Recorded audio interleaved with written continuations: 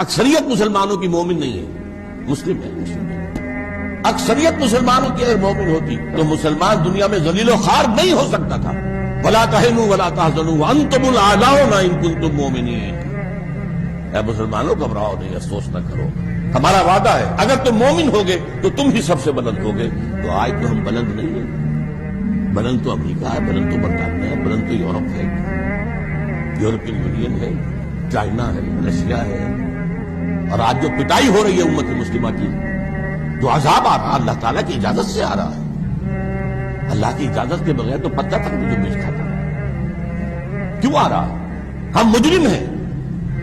ہم نے آزاد ہونے کے بعد آج تک کسی مسلمان ملک میں اسلامی نظام قائم نہیں کیا، دین کو قائم نہیں کیا۔ جو آزاد ہوا اس نے یا قبلہ بنا لیا واشنگٹن کو یا بنا لیا ماسکو کو،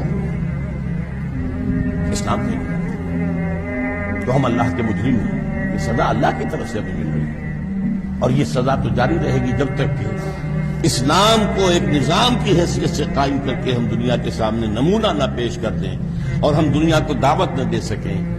Come and see with your own eyes, this is Islam.